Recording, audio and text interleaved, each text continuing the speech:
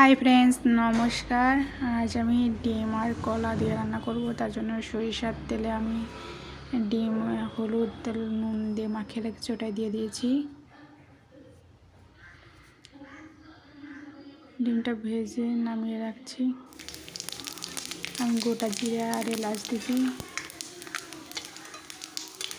জিরে হালকা ভেজে আমি উঠিয়ে রাখছি।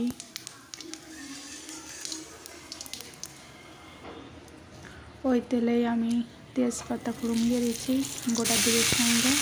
এখন আলু আর কাঁচকলা দিয়ে দিচ্ছি।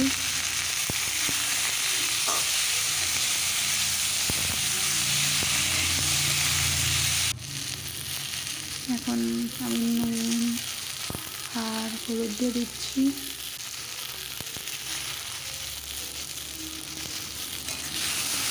দিয়ে আমি ভালোভাবে মিশিয়ে নিচ্ছি।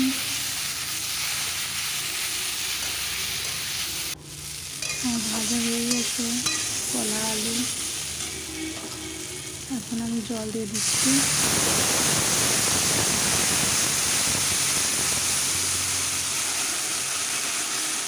জল দেওয়ার পর আমি 10 মিনিটের জন্য ঢেকে দিচ্ছি। 10 মিনিট হয়ে গেছে। দেখতে পাচ্ছি আমার তরকারি টকবক করে ফুটছে। এখন আমি কাঁচা লঙ্কা বাটা দিয়ে দিচ্ছি আর আগে থেকে ভেজে রাখা ডিমগুলোও দিয়ে দিচ্ছি।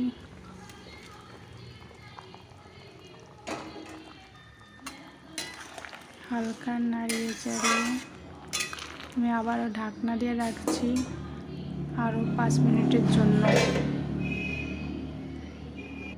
5 মিনিট হয়ে গেছে, আমি ঢাকনা খুলছি। আগে থেকে আমি জিরে ভেজে রাখছিলাম, ওটাই দিয়ে দিচ্ছি উপর থেকে।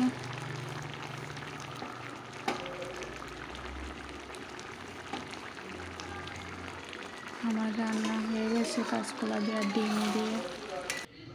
প্লিজ লাইক অ্যান্ড সাবস্ক্রাইব আর মাই চ্যানেল ইউটিউব চন্দ্রিমা।